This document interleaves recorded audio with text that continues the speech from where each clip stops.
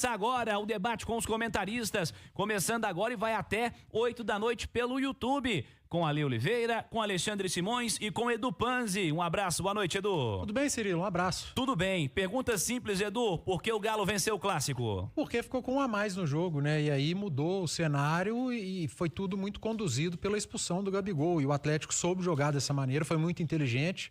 O Cuca esperou o intervalo, o Atlético não sofreu até lá. E depois das mudanças, tirou o Alonso amarelado, já era algo que a gente previa no intervalo, colocou um atacante, foi mais ousado e conseguiu fazer com que o Atlético abrisse o sistema defensivo do Cruzeiro e chegou ao seu primeiro gol. E aí quando o Atlético faz 1-0 e o Cruzeiro já está com 1 a menos, o Cruzeiro precisa sair um pouco mais para o jogo. Aí tornou-se um jogo muito confortável para o Galo, que no final fez o 2-0. Então é um clássico que teve de tudo, mas que teve o seu resultado e o seu cenário muito conduzido por conta da expulsão de um atleta do Cruzeiro. Ale Oliveira, um abraço, boa noite, Ale. Boa noite, Cirilo, um abraço pra você e pra todo mundo que nos consagra na rádio mais ouvida do Brasil. Por que o Galo sai vencedor no Clássico, Oliveira? Porque foi o time mais equilibrado em todos os aspectos, inclusive emocionalmente, né? Porque eu acho que soube se controlar um pouco melhor, soube canalizar um pouco a vontade que, evidentemente, os dois times tinham de vencer a partida, mas também foi mais equilibrado taticamente, é um time que sabe se defender melhor, se preparou para isso, né? É um time que dificilmente toma gol, e quando sai para jogar, e quando saiu para jogar, foi eficiente. Então acho que é um time mais equilibrado em todos os aspectos. Esse que o Edu citou, para mim entra na parte do equilíbrio emocional, viu, Cirilo? Alexandre Simões, um abraço, boa noite, Simões. Boa noite, Cirilo, tudo tranquilo? Tudo tranquilo, cara. O que você achou do Clássico? Por que o lado alvinegro sai vencedor? Por que o lado celeste sai derrotado, Alexandre? Cirilo, é o que o Edu disse, né? Você tirar a expulsão do Gabigol do contexto do jogo é impossível, né? Até porque era um clássico igual, o Cruzeiro tinha perdido boa oportunidade com o próprio Gabigol, né? No lance criado pelo Marquinhos. Agora eu acho que deixa lições interessantes pros dois lados, mas talvez até mais para o Cruzeiro, sabe? Que não pode fazer desse clássico já está classificado às semifinais e não pode fazer desse clássico um marco negativo, muito pelo contrário.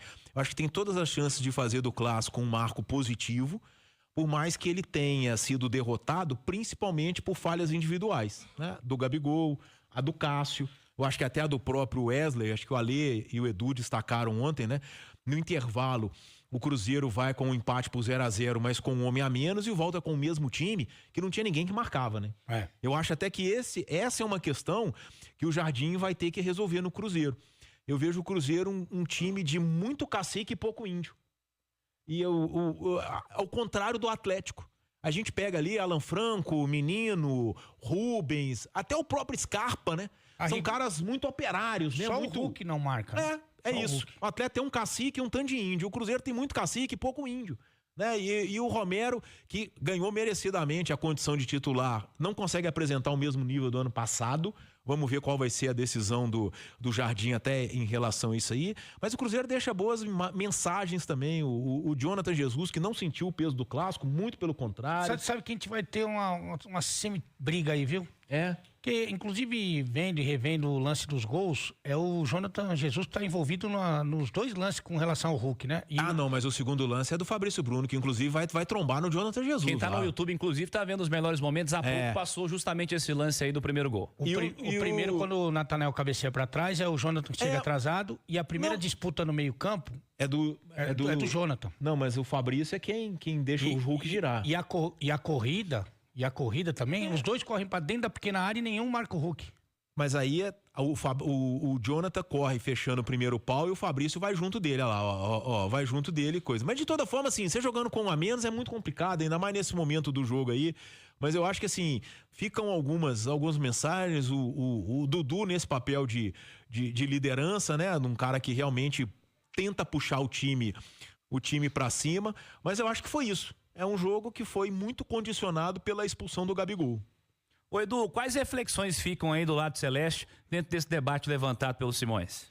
Ontem eu acho que houve a entrevista do Matos foi mais para desviar o foco mesmo, para tirar os erros que aconteceram dentro de campo por parte do Cruzeiro. Eu acho que o Matos foi muito bem. no que ele tinha que fazer, e como diretor, desviar o foco, levar para a arbitragem realmente foi muito polêmica, teve problemas. Eu acho que aquele lance do Lianco era lance de VAR, eu tenho muita convicção nisso. Mas às vezes lá dentro da sala do VAR, todos foram unânimes em dizer que ele não teve intenção. Cara, em lugar nenhum teve unanimidade. Em lugar nenhum. Não é possível que na sala do VAR tenha tido a unanimidade. E é interessante que eu me convenci hoje de que realmente eu acho que era lance para vermelho. Eu acho que era lance para VAR, ainda que fosse para amarelo. Acho que a decisão... O árbitro decidir. Um pisão que tem no campo, e o árbitro não viu aquilo no tempo... Não viu. No tempo real, não tinha jeito de ver. Quase ninguém viu. Ele não viu nem a cotovelada do Gabigol. Também não. Não, mas acho que ele viu que ele deu amarelo. Ele deu amarelo porque ele achou que a entrada, eu acho que foi mais aí embaixo, a chegada que ele deu. Não viu, na não. falta em si, né? Eu também acho que ele não viu, não.